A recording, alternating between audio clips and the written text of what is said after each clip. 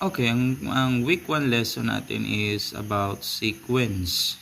Okay? Ano ba ang sequence? Yan natin ng sequence. Yan. A sequence is a set of numbers written in a specific order. Okay? So, a set of numbers na in order, nakasulat in order. So, ang basa natin dyan, A sub 1, A sub 2, A sub 3, A sub 4, A sub 5, A sub 6, A sub n. Yung A sub n yung dulo. Okay, yung n kasi, ibig sabihin yan, any term na A sub n is the nth term. So, it pertains to any term. And most of the time, yung last term. Okay, tingnan natin ang example. So, merong dalawang klase ng sequence. Kung ang pag-uusapan ay yung dami nung elements niya, na okay, yung term, kung ilang term siya. So pag ang sequence ay naman kaya mong bilangin o may katapusan, yun ay finite sequence. So ang basa diyan ay finite sequence. Pero pag ang sequence ay walang katapusan, yan ay infinite sequence ang tawag. Okay? So finite and infinite, yun ang dalawang klase ng in terms of yung bilang ng term na meron sila.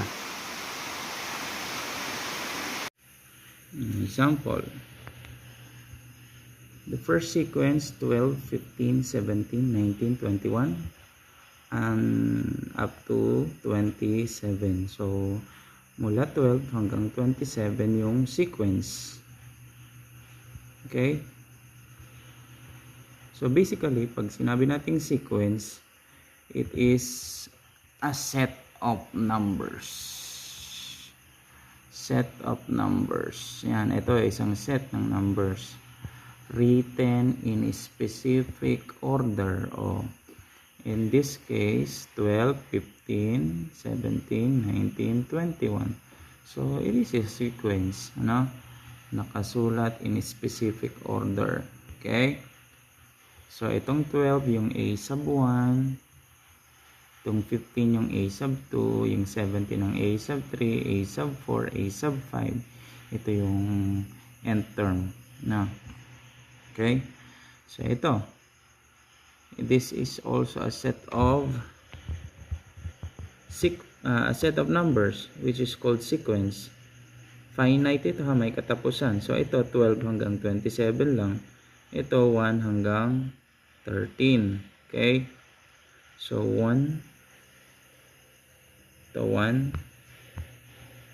is A sub 1. Itong sunod na 1, A sub 2, A sub 3, A sub 4, yung 5 ay A sub 5, yung 8 ay A sub 6, A sub 7 yung 13. Okay, ito, sunod na example, 5. Okay? So 5, 5, 5, 5, 5. So yung first 5 is the A sub 1, the second one is the A sub 2, the third one is A sub 3, the fourth one is sub 4, and the fifth one is A sub 5. Okay? Pag sinabi naman nating infinite, ibig sabihin walang katapusan, no? So 3, 5, 7, 9, 11 and so on, hanggang eternity. Okay? Yan. Ito yung sequence na imposible. Kasi dito merong forever. Ayan. Okay. 3, 5, 7, 9, 11. Anong sunod? 13, 15. Hindi ka matatapos. So 1, 1, 2, 3, 5, and so on. So yung tatlong tuldok, ibig sabihin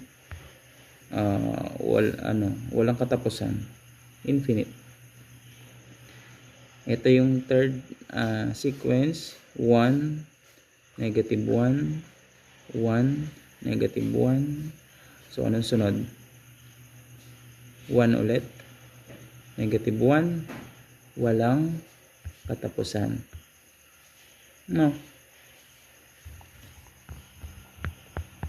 Itong finite sequence, may katapusan. Parang yung relationship nyo lang. May katapusan. Itong infinite sequence, yung akala mo ay wala ng katapusan, pero pag inisa-isa mo yung term, mapapagod ka din. Later on, tatapusin mo na rin yan.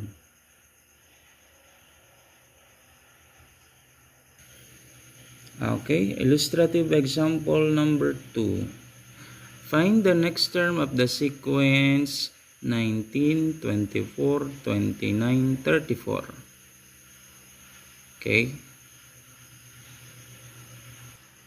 Okay, find the next term. 19, 24, 29, 34. Okay. Kung mapapansin nyo, yung 19 naging 24. 19 naging 24. So, anong nangyari? Nag-add ka ng 5 sa 19 para maging 24. O, if you will subtract 24 minus 19, makukuha mo 5 ang difference niyan. 5 ang difference. Ito, pag nag-minus ka, 29 minus 24, makukuha mo 5 din. 34 minus 29, makukuha mo 5 din.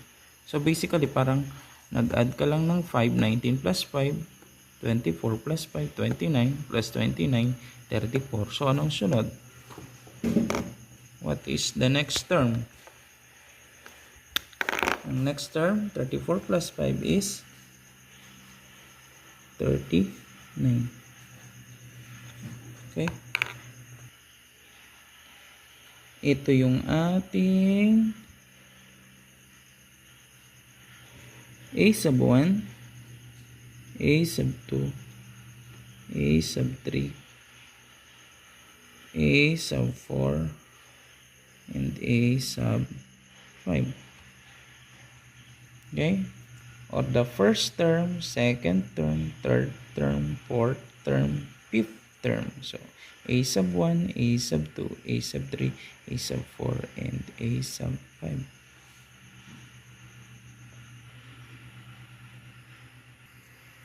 Example number 3. What is the next term of the sequence 6, 12, 24, 48? Anong mapapansin nyo? Sulat ko sa whiteboard. Okay, ito yung ating example number 3. So, 6, 12, 24, 48. Anong sunod na number? So, kung mapapansin nyo, ito, yung 6, para maging 12, so, pwedeng nagdagdag ng 6, or pwedeng nag-times ka ng 2 para maging 12. No? So, tingnan natin dito. Itong dalawa. 24 and 12. So, anong ginawa? Nag-add ng 12 or tinimes mo to sa 2, yung 12 para maging 24. Okay? 24 naging 48. Bakit? Anong nangyari? Pwedeng ginawa is 24, nag-add ka ng 24 para maging 48, or tinimes 2 mo to. No? So, anong common? Ano yung pare-pareho? So, yung pare-pareho na nakita nating pattern is nag-times 2 lang. Na 6 times 2, 12. Times 2, 24. Times 2, 48. Okay? So, basically, ito times 2 lang natin to. 48 times 2 is 56.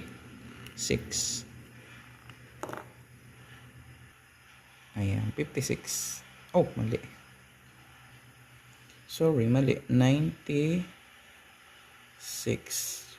Okay. So, napatunayan natin na kahit pogi ay nagkakamali. Ayan.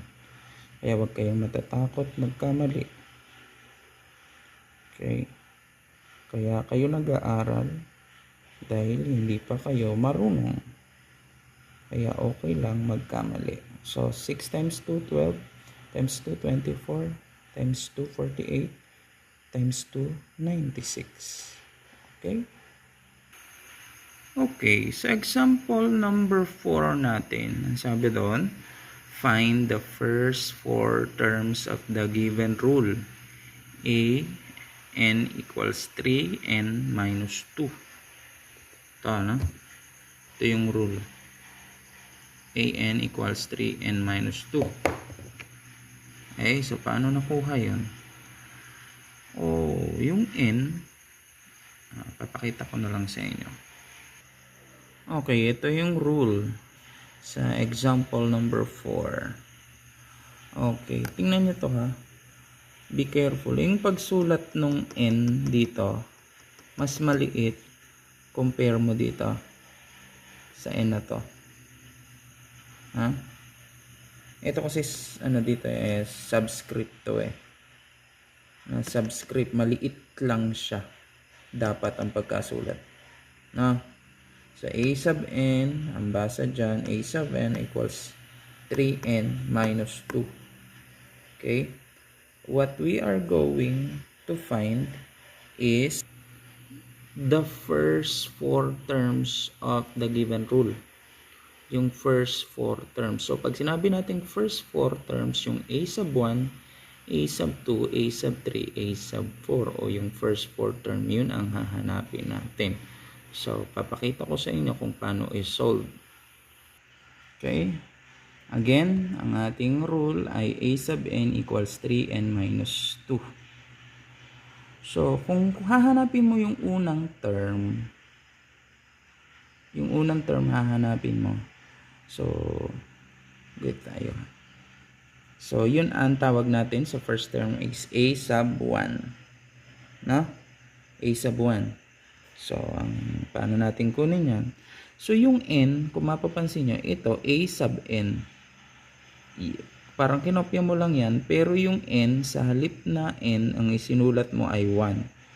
So, kung pinulitan mo yung n ng 1, so, n naging 1, dapat yung n doon, gagawin mo ding 1. Palitan mo, substitute. Isi-substitute mo ng 1. Okay? So, 3. Kopyahin mo lang yan. Tapos, yung n, gagawin mong 1 minus 2. Okay?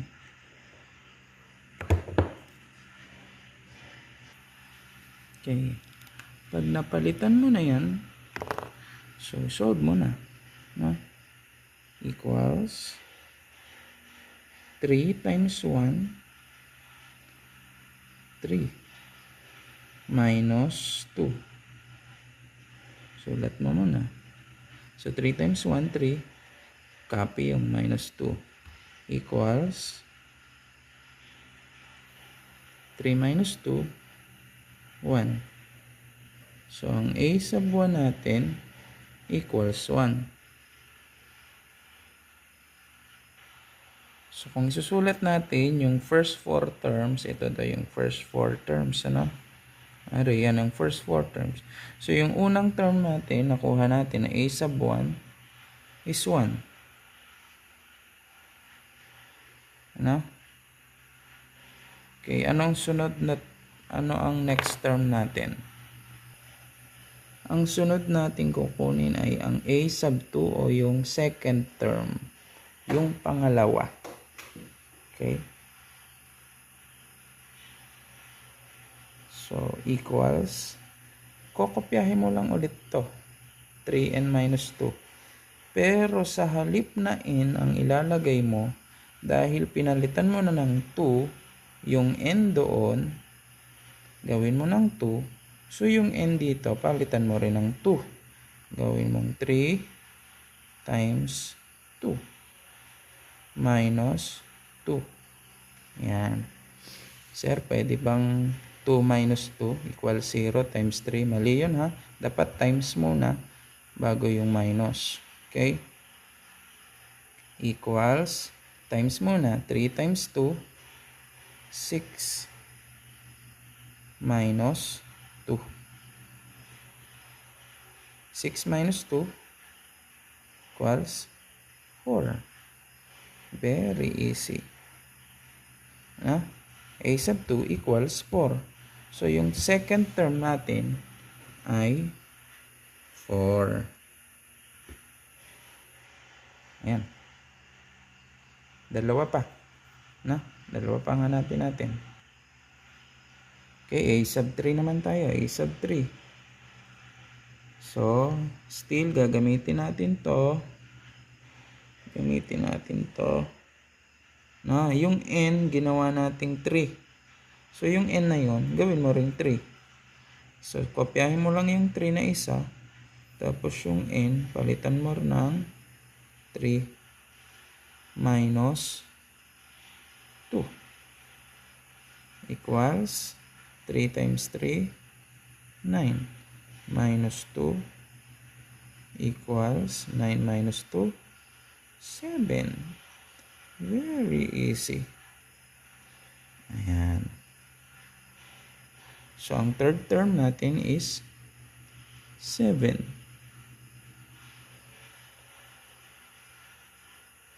Okay? Okay. Ang next nating hahanapin, yung last term, which is a sub 4. Still, gamitin natin to. 3n minus 2 ay naging a4. Sa halip na a sub n, naging a sub 4. So, yung n, napalitan ng 4. So, yung n na yun, palitan mo din ng 4. Yan, palit lang ng palit. Parang jowa mo. Madaling palitan na yan. Okay. Palitan mo ng 4. Minus 2. Times 3 times 4, 12. Minus 2 equals 10. Okay. Ang fourth term natin ay 10. Ayun ang first 4 terms. Okay. Kung paano nakuha.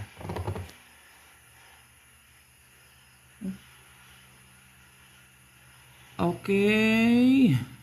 Ito ang inyong learning task 1. Ito ang sasagutan nyo. An old woman is overweight. Wow. Ibig sabihin, mabigat ito.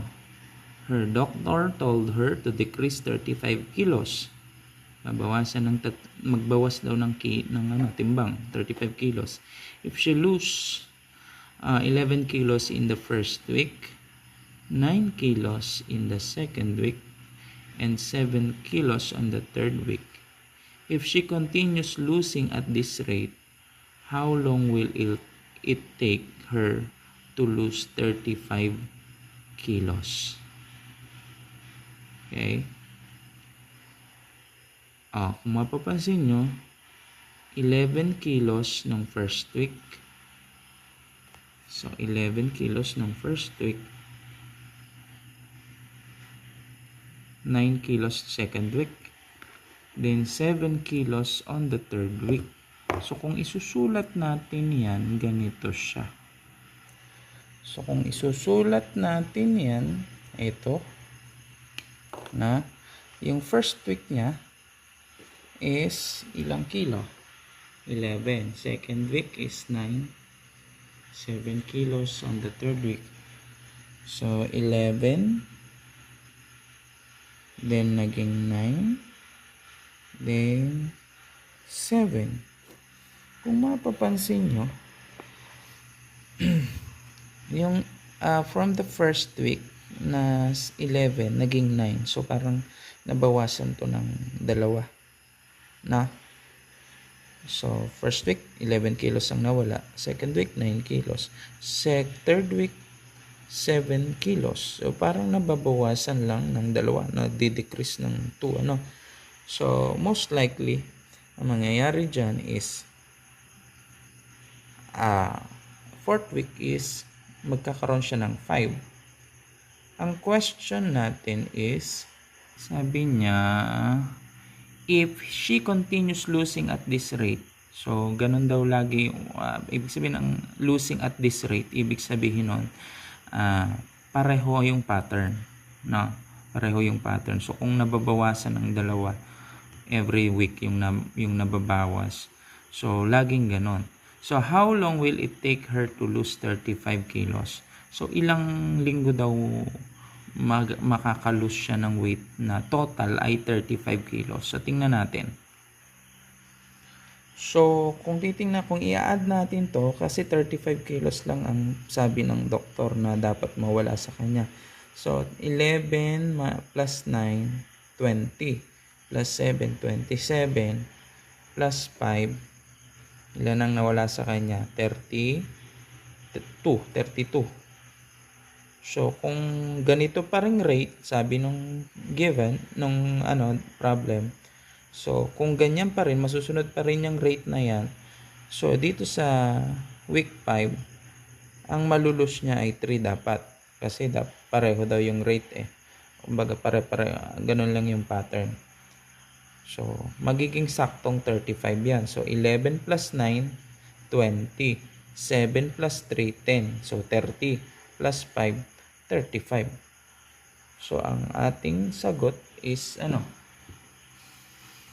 if she continues losing at this rate, so meron lang ang sagot natin is 5 weeks.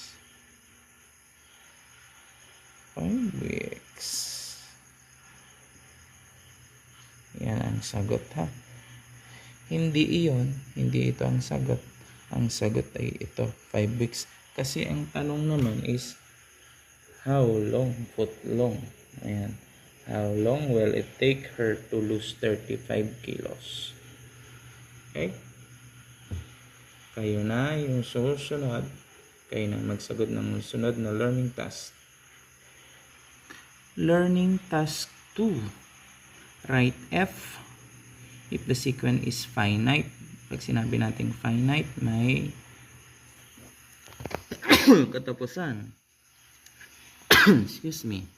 Or I if the sequence is infinite before the number. So pag infinite, walang katapusan. So susulat niyo lang is F or I. Okay? So ano bang palatandaan natin pag may katapusan at wala? Okay? So 10 lang yan, na? Then letter B.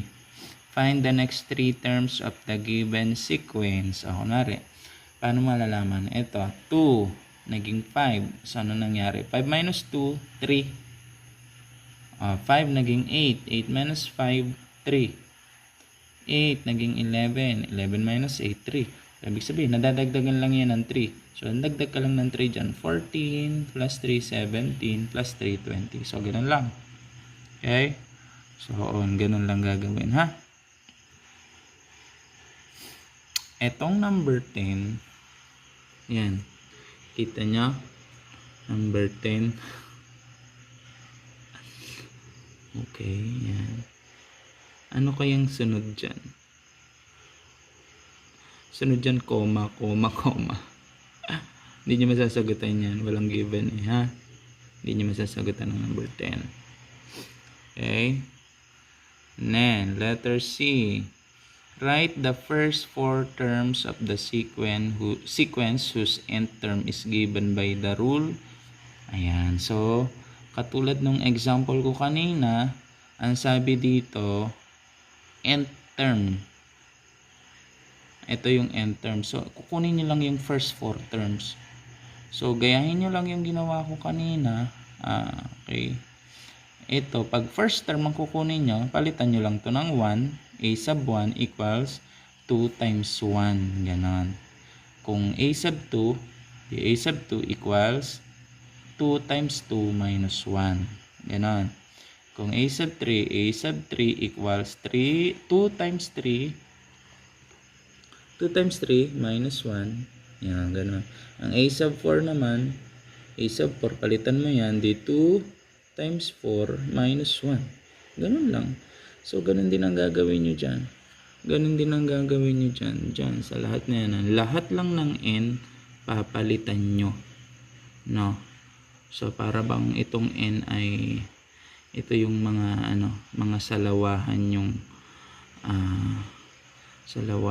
jowa. Ayan, palitan nyo. Okay? Marami kayong pwedeng ipalit dyan. Ayan, okay?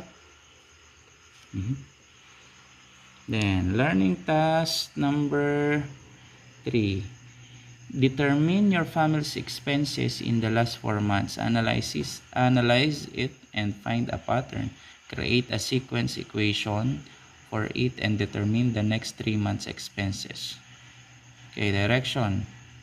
Is analyzing a sequence challenging for you? Were you able to find patterns? What mathematical concept did you use to find the unknown? And what realization did you have with this lesson? Okay, ayan. Still, ito yan na to. Week 2 na to eh. So, dun muna kayo sa week 1. Okay? Ayan, hanggang learning task 3.